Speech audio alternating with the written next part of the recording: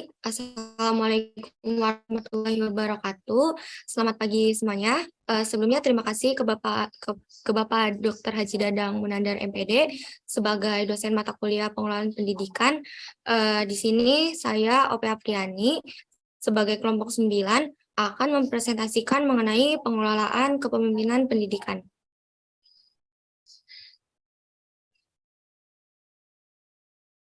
Sebentar, slide-nya belum terganti ya? Sudah. Oh, masih judulnya aja. Nah, yang bisa bantu yang lain silakan. Bentar, Bapak. Ya.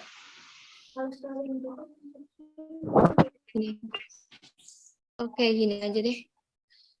Ya. Untuk materi yang akan saya bahas, di sini yang pertama itu ada pengertian kepemimpinan pendidikan, lalu ada fungsi kepemimpinan pendidikan, lalu ada tipe kepemimpinan pendidikan, yang keempat itu ada keterampilan yang harus dimiliki oleh seorang pemimpin, lalu pendekatan dalam mempelajari kepemimpinan pendidikan, yang keenam itu ada pemimpin pendidikan, lalu ada syarat-syarat pemimpin pendidikan, dan model-model kepemimpinan dalam pendidikan. Iya.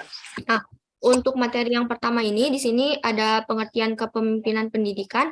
Nah, kepemimpinan pendidikan itu adalah kemampuan untuk menggerakkan pelaksanaan pendidikan sehingga tujuan pendidikan yang telah diterapkan itu dapat tercapai secara efektif dan efisien. Nah, teori ini dikemukakan oleh Ginting pada tahun 2020. Selanjutnya,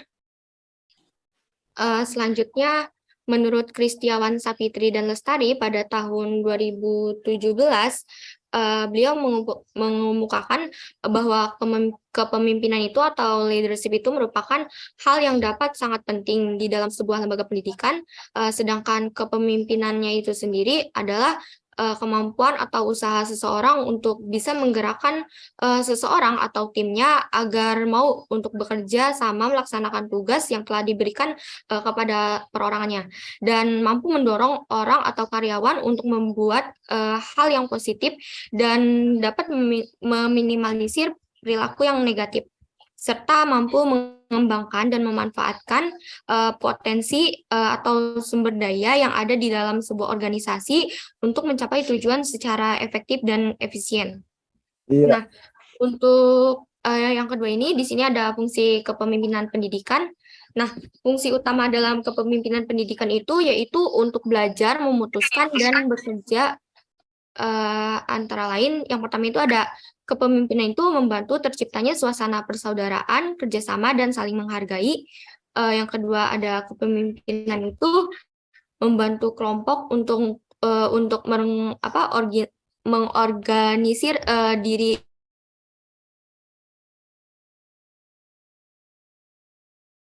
dari bentuk kelompok dalam prosedur kerjanya.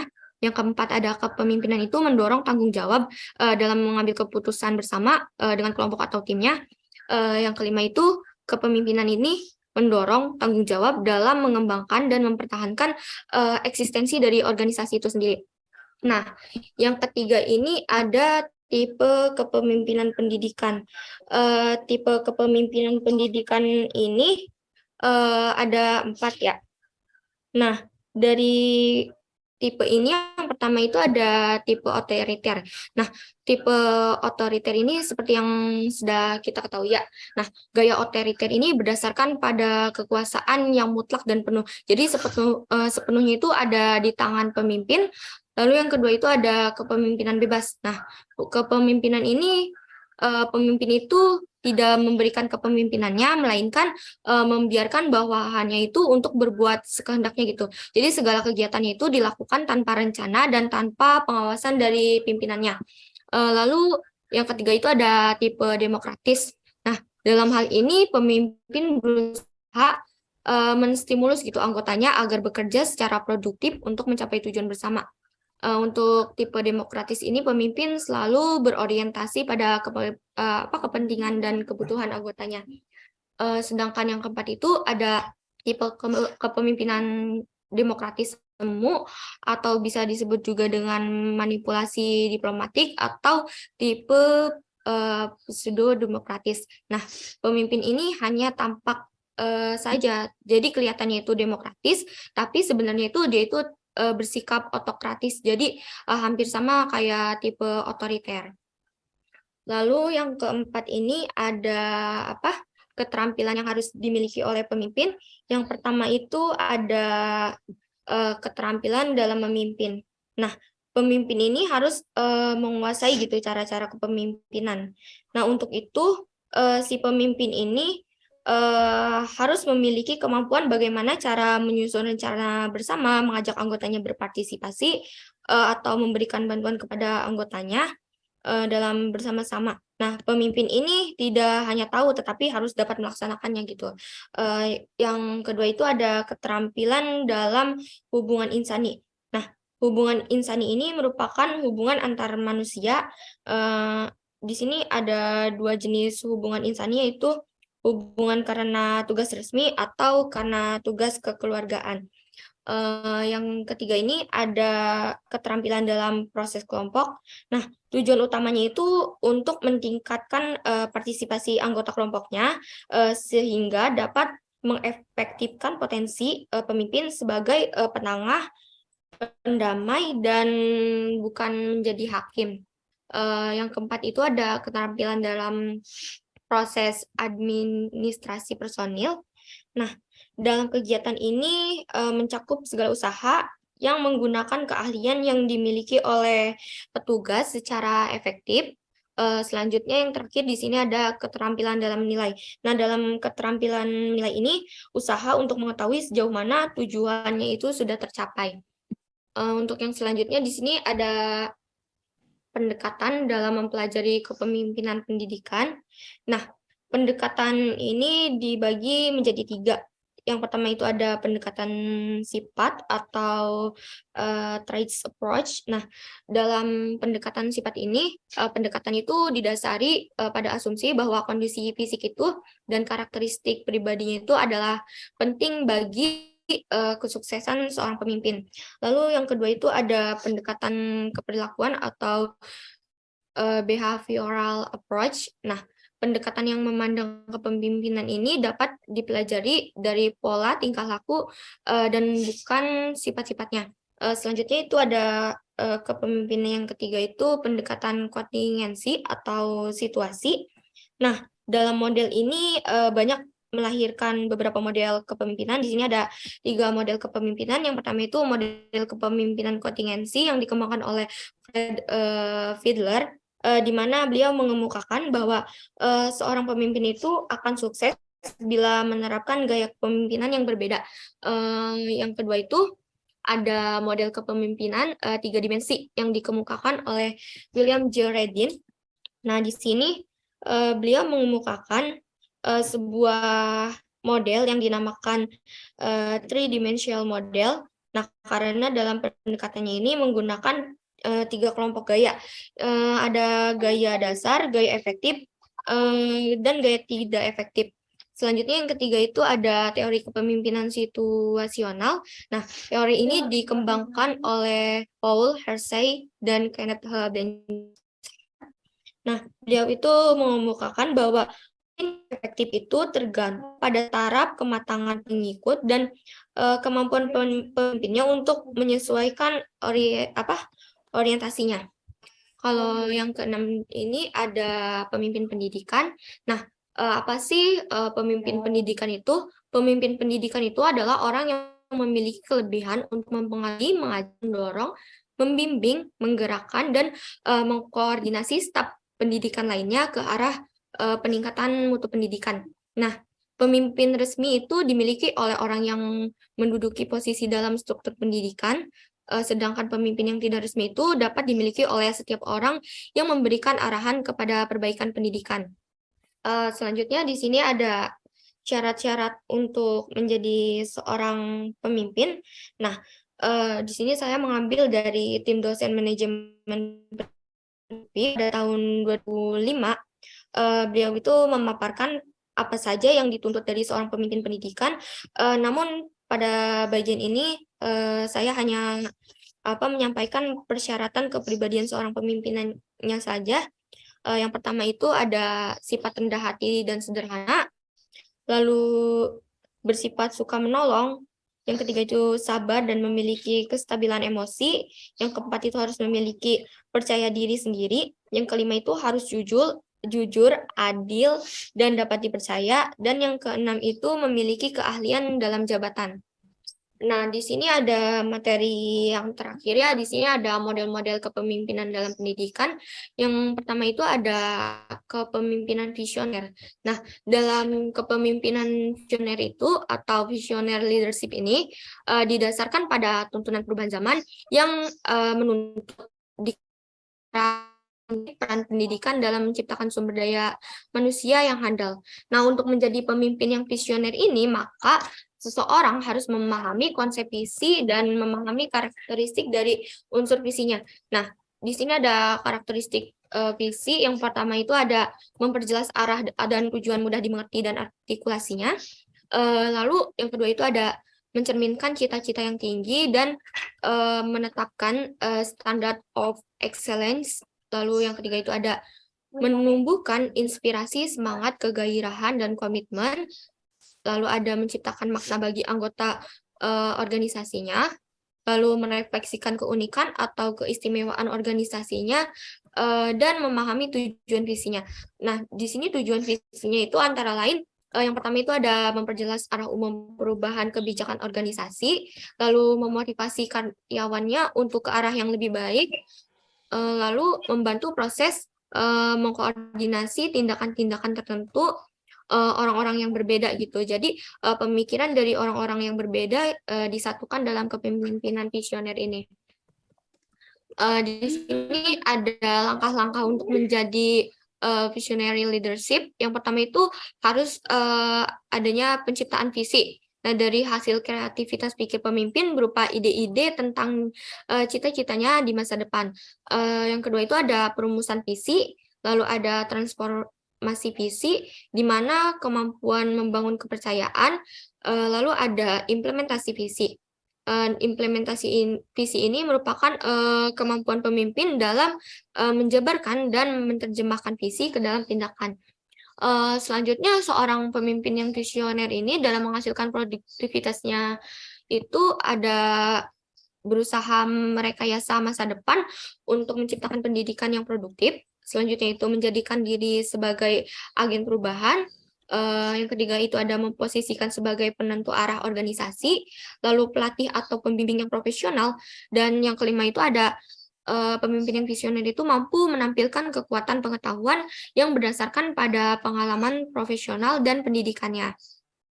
Lalu ada model yang kedua itu ada kepemimpinan transformasional, di mana kepemimpinan transformasional itu dibangun dari dua kata. Yang pertama itu kepemimpinan atau leadership, di mana setiap tindakannya itu yang dilakukan oleh seseorang untuk mengkoordinasi, untuk mengarahkan, dan mempengaruhi orang lain untuk mencapai tujuan.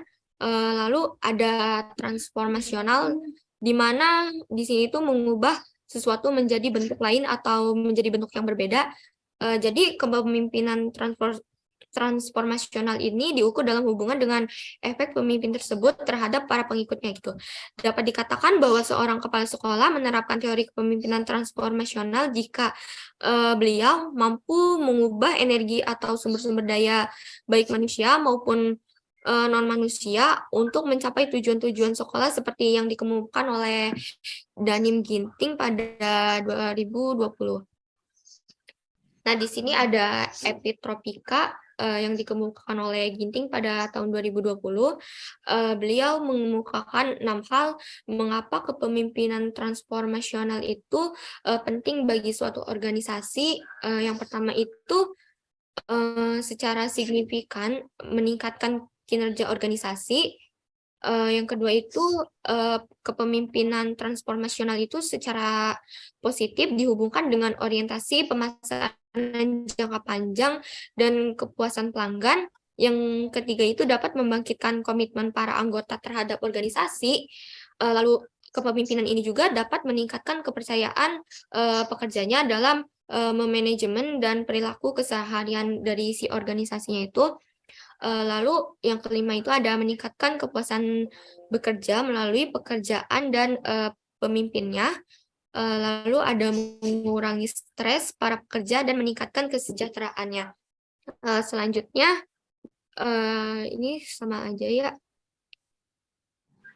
Di sini ada kesimpulan dari materi kepemimpinan pendidikan itu, bahwa kepemimpinan itu dalam pendidikan, sifat yang dimiliki oleh kepala sekolah, yang karena amanah atau tugasnya yang telah diberikan kepadanya, kepala sekolah tersebut berusaha untuk memberikan pengaruh kepada bawahannya, baik guru atau tenaga pendidik lainnya, maupun ke pendidikan dengan mematuhi segala sesuatu yang menjadi tugasnya, agar tujuan yang telah ditetapkan dalam lembaga pendidikan itu dapat tercapai. Mungkin itu saja yang dapat saya sampaikan, dari teman-teman. Apakah ada yang ingin ditanyakan? Ya, silakan tanyakan. Yang dijawab oleh siapa? Siapa nih? Oleh siapa nih? OP ya. Yang jawab OP cukup 2 saja OP. Kedua pertanyaan ya. Baik, Bapak. Silakan yang lain bertanya. Biasa resign. Fitur resign-nya diaktifkan dan dibaca oleh OP pertanyaannya. Ya, dijawab disebutkan pada OP, nanti OP mencatat ya. Yang tidak hadir itu Silvi ya? OP? Yang tidak satu grup dengan Sipa, Bapak. Sipa udah 2-3 kali nggak pertemuan nggak hadir ya? Iya, Bapak. Di mata kuliah yang lainnya juga seperti itu, Bapak. Tidak bisa dihubungi. Oke, nggak apa-apa. Nomornya tidak aktif. Iya, tidak aktif. Ya, nggak apa-apa. Jadi saya itu kan ke Kaprodi. Oke, nggak apa-apa. OP silakan. Yang lain bertanya pada OP. Baik, yang pertama di sini ada Putri Permatasari. Kepada Putri Permatasari dipersilakan. Iya. Baik, izin masuk. Apa suaranya terdengar? Sudah terdengar, Putri. Baik, izin bertanya, apakah kepemimpinan di Indonesia ini, kepemimpinan pendidikan di Indonesia ini sudah baik? Jika sudah ataupun belum, tolong berikan alasannya. Terima kasih.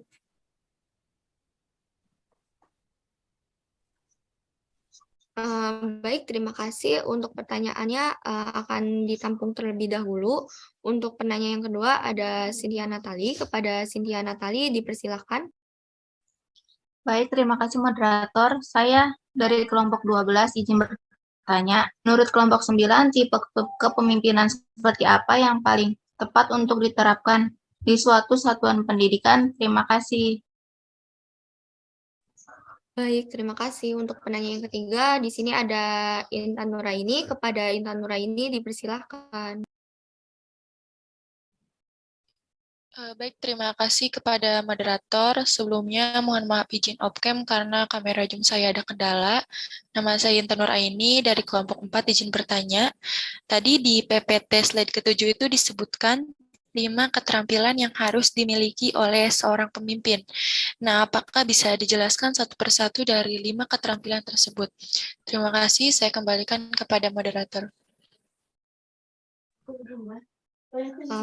Baik, terima kasih. Untuk penanya yang selanjutnya ada Salma Hafizah. Kepada Salma Hafizah dipersilakan. Iya, baik. Terima kasih.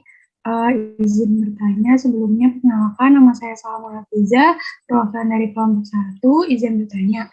Tadi pada PPT dijelaskan bahwa pemimpin pendidikan adalah orang yang memiliki kelebihan untuk mempengaruhi, menggerakkan, dan mengkoordinasi staf pendidikan ke arah lainnya, ke arah peningkatan mutu pendidikan. Nah, bisa tolong dijelaskan nggak bagaimana strategi pemimpin pendidikan dalam melakukan peningkatan mutu tersebut? Terima kasih. Baik, terima kasih Salma. Untuk penanya selanjutnya ada Bayu Agus Triyono. Kepada Bayu dipersilakan. Baik, terima kasih. Saya izin bertanya, tipe kepemimpinan apa yang tepat untuk suatu perguruan tinggi? Untuk kepemimpinan di perguruan tinggi ya. Ya, rektor maksudnya. Ya. Rizka, kepada Rizka dipersilakan. Baik, terima kasih moderator izin bertanya. Saya perwakilan dari kelompok 10. Dalam pelaksanaan tugas-tugas pemimpin sering dihadapkan dengan situasi yang sulit gitu. Untuk membuat pilihan. Nah, berhadapan dengan berbagai macam perilaku anggota organisasi juga.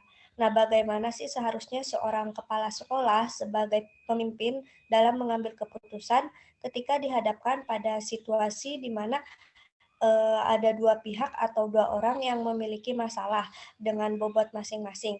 Keputusan apa yang sesuai gitu untuk diambil. Terima kasih.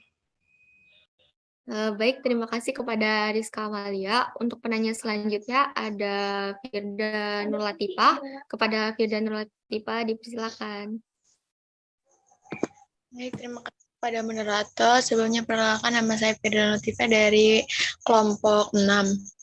Izin bertanya, dari model-model kepemimpinan pendidikan yang telah dijelaskan tadi, apabila kelompok 9 ini menjadi seorang pemimpin di suatu pendidikan, model mana yang akan digunakan dan apa alasan mengapa memilih model kepemimpinan pendidikan tersebut? Terima kasih. Baik, terima kasih kepada Firda. Untuk penanya selanjutnya ada Mela Nurhaliza. Kepada Mela dipersilakan. Baik, terima kasih kepada kelompok 9. Izin bertanya, menurut kelompok kalian atau menurut kelompok 9, hal apa aja yang menyebabkan kepemimpinan seorang pemimpin dalam instansi pendidikan itu disebut atau dikatakan gagal? Terima kasih. Baik, terima kasih Mela. Untuk penanya yang selanjutnya ada Amanda Mutiara. Kepada Amanda dipersilakan. Baik, terima kasih. Saya Amanda Mutiara Putri dari kelompok 11 ingin bertanya. Tadi dalam PPT tercantum 3 pendekatan dalam mempelajari kepemimpinan pendidikan. Nah, menurut kelompok 9, bagaimana sih keterkaitan atau hubungan antara 3 pendekatan tersebut? Dan di antara 3 pendekatan itu, mana sih yang lebih baik atau yang lebih akurat? Terima kasih. Baik, terima kasih Amanda. Untuk penanya selanjutnya ada Rahnis Aropa. Kepada Rahnis dipersilakan. Baik, terima kasih moderator. Perkenalkan, saya Rahnis Aropa dari kelompok 5. Saya izin bertanya, Teh. Pada slide ke-6 itu kan terdapat 4 tipe kepemimpinan. Apakah dari 4 tipe itu termasuk memiliki kekurangan dan kelebihan masing-masing? Jika iya, bisa tolong sebutkan kelebihan dan kekurangan dari masing-masing tipe tersebut. Terima kasih, Teh. Baik, terima kasih Teh Rahnis. Untuk penanya selanjutnya ada Reza Maulana. Kepada Reza dipersilakan. Terima kasih Teh. Sebelumnya maaf saya izin off cam. Saya Reza Maulana dari kelompok 8 izin bertanya tentang tipe kepemimpinan. Pada tipe kepemimpinan yang kedua itu kan ada kepemimpinan bebas, yang artinya itu bawahannya itu bebas melakukan apapun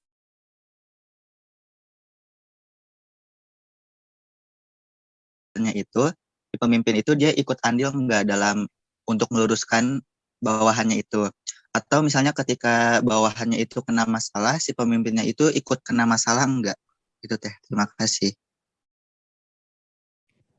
Baik, terima kasih Reza. Punten Bapak, saya meminta waktu untuk merekap dari pertanyaannya dan meminta waktu untuk mencari jawabannya Bapak. Ya, silakan. Saya ingin tambahkan dulu ya. Baik. Bagus, ini OP ya. Ini menunjukkan keberanian ya. Salah satu sifat dari pendidikan. OP dihentikan dulu ya share screen-nya. Udah ya. Oke. Nah, kita lihat bahwa saya sederhana saja saya ingin menambahkannya. Saya ingin klarifikasi yang berkaitan dengan kata kepemimpinan ya. Kepemimpinan ini sebetulnya kata dasar, kepemimpinan ini sebetulnya kata sifat, kata benda, atau kata kerja kalau kita tinjau dari sisi gramatikal ya, grammar. Coba siapa yang bisa jawab? Kepemimpinan ini sebetulnya apa itu kepemimpinan itu? Reja, bisa jawab Reja? Reja, halo. Halo Reja. Pak Hadir. Ya, Jawab, Pak. Reja, menurut Reja, kepemimpinan ini kata sifat, kata benda, atau kata kerja? Cukup pilih aja salah satu dari 3 yang saya sebut. Kata sifat, Bapak. Iya, bagus. Jadi kata sifat ya. Jadi kepemimpinan ini sifat. Sifat dari siapa? Apa kata dasarnya? Pemimpin, Bapak. Sifat dari pemimpin. Jadi kepemimpinan inilah sifat dari pemimpin. Pemimpin ini ada 2 menurut saya. Ada ketua, ya, ada kepala. Apa bedanya ketua dengan kepala? Ada yang bisa jawab? Siapa yang bisa jawab? Silakan. Apa bedanya ketua dengan kepala? Coba sederhana aja. Menurut Firda punya kepala nggak, Firda? Pegang coba kepalanya. Ada nggak? Ada, Pak. Nah, jadi kepala Firda sudah gipen ya, sudah menetap di situ. Mencok di atas bahu. Semua makhluk ada kepalanya. Jadi kepala itu gipen. Ya, ikan ada kepalanya. Ya, domba ada kepalanya. Juga kita sebagai manusia ada kepalanya. Itu sudah gipen. Artinya ditetapkan, ditunjuk. Ya, betul nggak? Kalau di sekolah, kepala atau ketua di sekolah? Kepala sekolah, Bapak. Nah, kepala. Jadi kepala sekolah itu sudah given, ditunjuk. Ya. Nah, kalau ketua gimana tuh? Ditunjuk atau di apa? Dipilih anggota, Pak. Dipilih. Contoh ketua BEM, betul nggak? Ketua kelas, ya. Nah, itu ditunjuk, dipilih oleh siapa? Oleh anggotanya. Itu bedanya, ya. Kalau ketua itu dipilih, ya. Ketua BEM, ketua RT, ketua RW, ketua panitia. Kalau kepala sekolah, ya, kepala jawatan, kepala dinas. Nah, itu bedanya. Nah, tentu saja walaupun ketua dan kepala itu berbeda, tapi dia harus punya sifat. Sifat apa? Sifat kepemimpinan. Itu yang ingin saya klarifikasi ya. Jadi kepemimpinan ini sifat. Nah, kepemimpinan juga di samping sifat ada modelnya. Ya, tadi sudah disebutkan ya. Ada yang disebut demokratis, ada yang disebut otoriter, ada model kepemimpinan apa? Legislature, ada kepemimpinan pseudo demokratis ya, demokrasi semu. Nah, itu model. Jadi sudah dijelaskan oleh OP ya. Oke. Di sana sampai situ aja dulu klarifikasinya. OP sudah siap menjawab? OP cuma 2 saja OP. Jawabnya langsung. Baik, Bapak. Ya, silakan.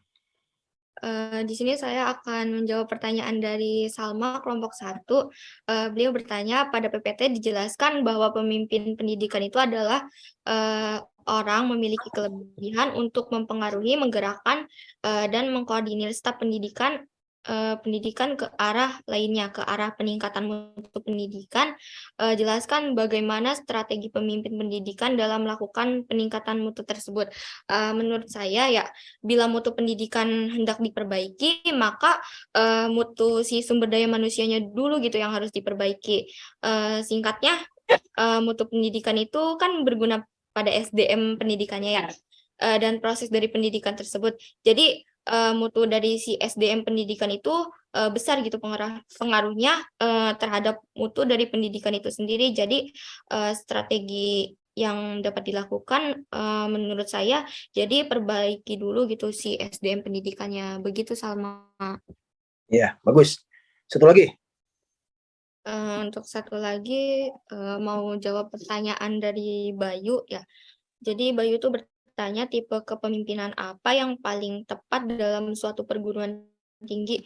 Nah, kalau menurut yang saya pelajari ya, gaya kepemimpinan untuk perguruan tinggi itu gaya kepemimpinan demokratis, karena dari tipe ini dapat diterapkan dan efektif diterapkan di sebuah universitas karena bawahan atau pengikutnya itu dari rektor tersebut merupakan individu yang mampu mengarahkan diri sendiri, mampu mengontrol diri sendiri, dan tidak takut untuk memberikan kritik-kritik serta ide-ide yang mampu melancarkan visi dan visi dari rektor itu.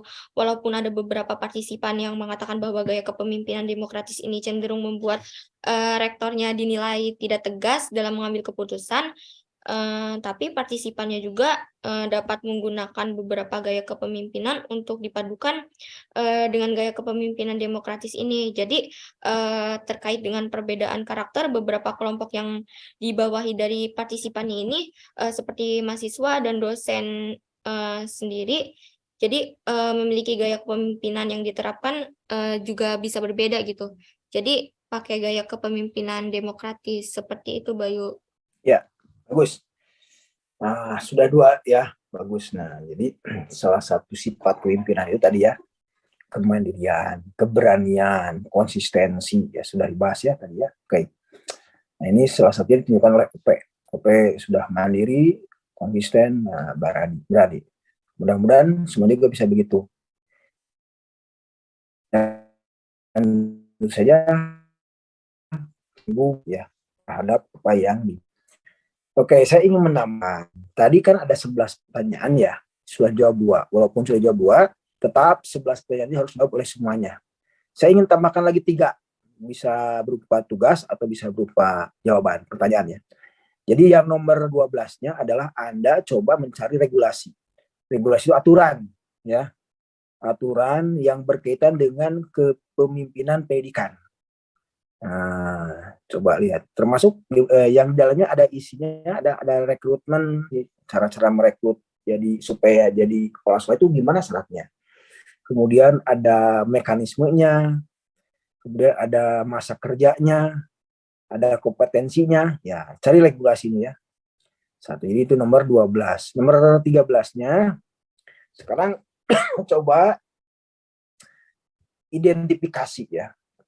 Identifikasi model atau gaya, atau OP gaya atau model. Jadi Anda buat kolom berapa ya? 6 atau 7 ya. Kolom pertama coba tulis, isinya nomor.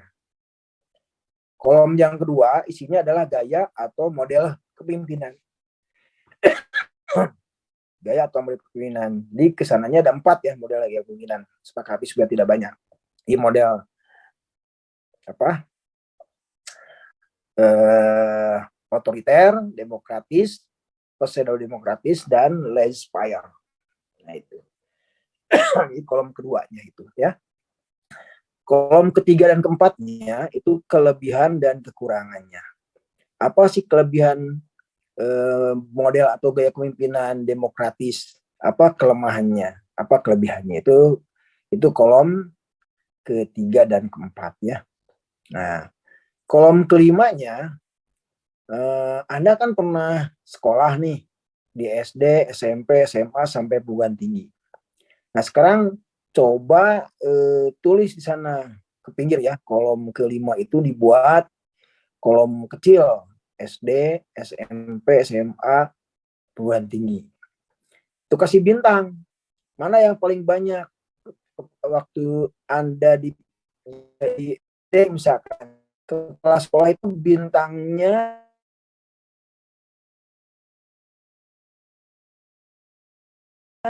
cenderungnya di demokratisnya 5, oke.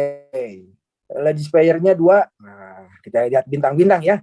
Nah begitu juga untuk kolom kecil untuk SMP.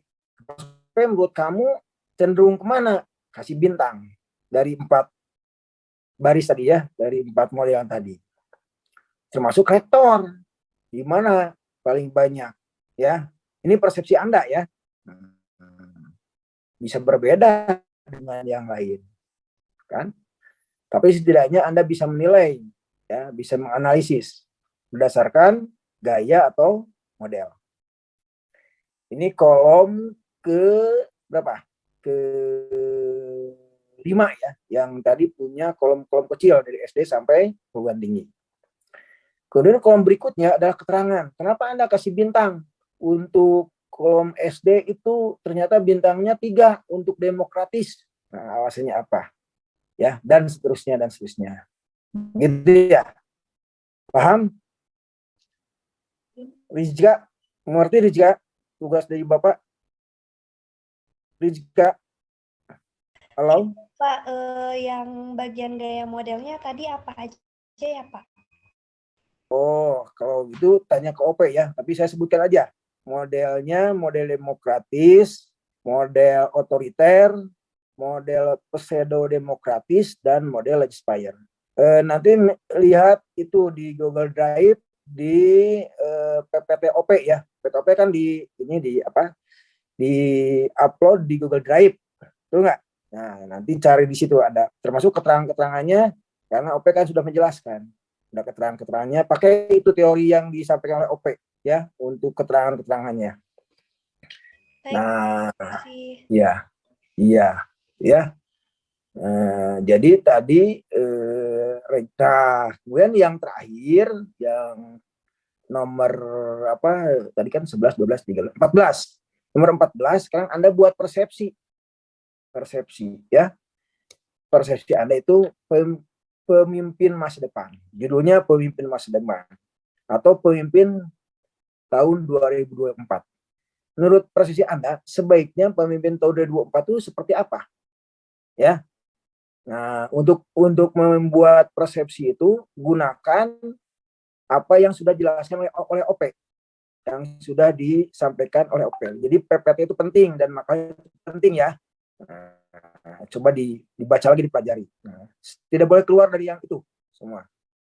Di persepsi pemimpin negara tahun 2024 sebaiknya seperti apa? Khususnya keberpihakan terhadap pendidikan, ya.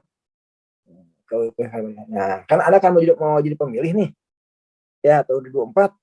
Nah, dengan sekarang menuliskan terbayang saya mau seperti apa. Sekali lagi ini tidak akan sama. Mungkin sama, tapi tidak akan sama ya. Tidak boleh sama. Terutama redaksinya itu meniron.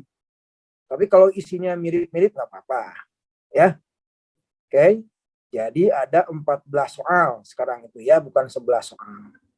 Ya, tolong OP nanti di-upload di WA group ya soalnya ya, 1 sampai 14. Baik, Bapak. Terima kasih. Izin bertanya, Bapak, untuk yang presentasi untuk soal tambahan tadi dikerjakan juga, Bapak? Iya, dikerjakan juga. Baik, ya. Bapak. Terima kasih. Ya. Nah, juga saya ingatkan kepada semua kelompok, segera laporannya di-upload di Google Drive ya. Dan juga termasuk rekamannya diperbaiki di bukaan dan ya. Nah, itu sudah akhir. Dan coba lihat kehadirannya. Itu saja tambahan saja dari saya. Ada pertanyaan lagi atau cukup? Ada yang mau ditanyakan?